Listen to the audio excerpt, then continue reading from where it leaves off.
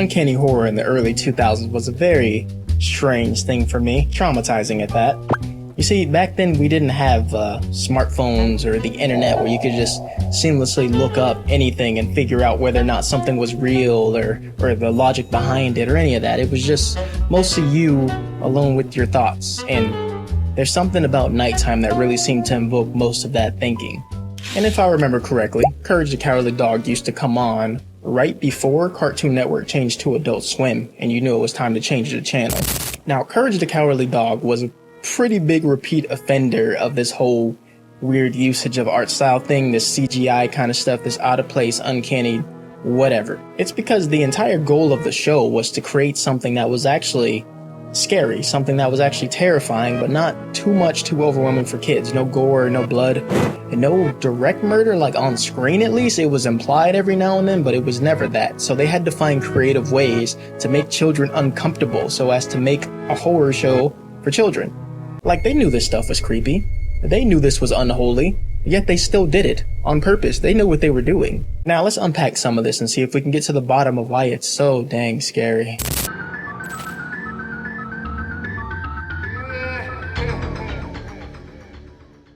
Return the slime. What's your offer?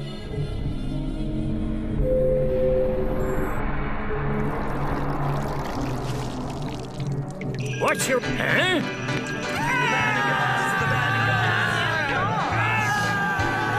One of the most notorious scenes is that of King Ramses.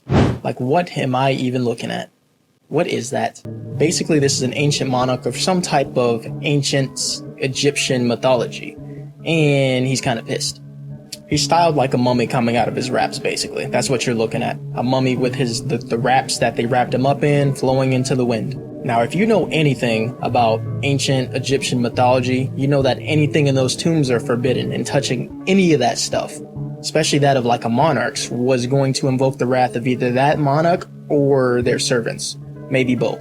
It's like curses and stuff like that. Like, pretty much King Ramses, they nailed it. Basically, you're looking at an angry Egyptian monarch who was sealed away, maybe thousands of years ago, who's pissed off that someone stole from him.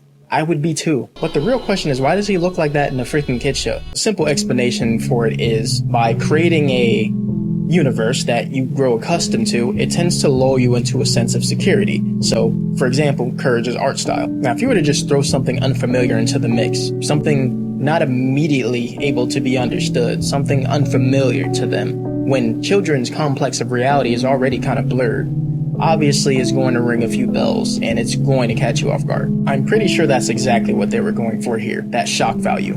The concept of fear is meant to describe things that we don't fully understand, things that our brains can't immediately process. So the fact that they lull you in with a sense of security and then throw this in your face makes this just perfect. King Ramses is like one of the most perfect examples of how to use psychological horror in these type of shows. Like, I don't think there's many other ways that it could have been better. I mean, he made it very clear why he was here. He just wanted his stuff back. He didn't boast about his abilities. He didn't make empty threats. He didn't do any of that. Yet he's still so terrifying, but even his intentions weren't even that evil. His appearance is just that freaky. He literally just wants his stuff back. This is just some random dude. Why is he so terrifying? Imagine looking out your window and seeing that. You're telling me you wouldn't be scared?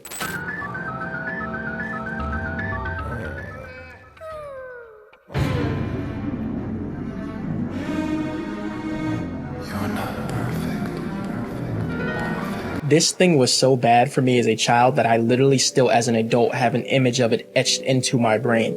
Leave me alone! I remember as a kid I had a nightmare, and I was in this exact replica of the room I was sleeping in. Race car bed and all, okay?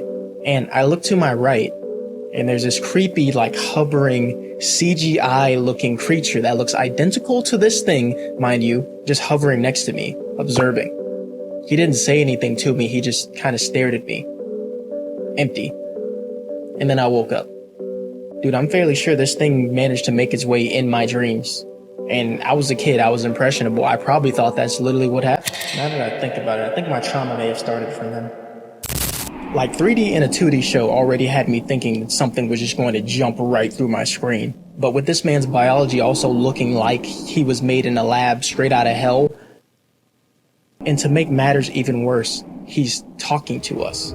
For a brief moment, there is no cartoon. This is so disconnected from the cartoon, it seems like he's talking directly to us, the viewer. This strange, alien-looking creature with pretty much no significance to the episode whatsoever other than shock value is looking you dead in your 5 to 9-year-old eyes, and he's talking to you. This isn't even about Courage's story anymore. And all he says is, "You're not perfect," in the most monotone voice ever. This is the perfect example of what I was saying before. Fear the unknown. I don't know what I'm looking at. You don't know what you're looking at.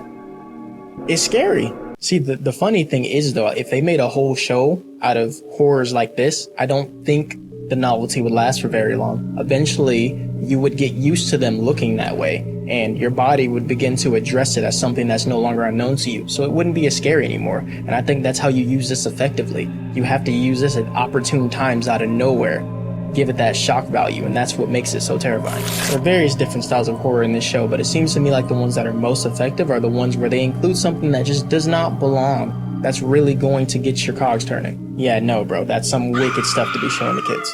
I'm the spirit of the harvest moon. The spirit of the harvest, huh? What are you gonna do if this head just floats into your living room?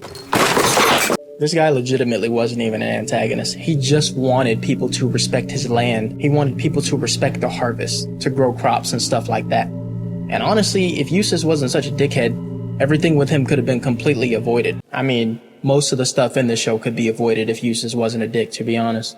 Back to the spirit of the harvest, though. He's not scary in an intentional way. I think it's just the idea of him that would be scary.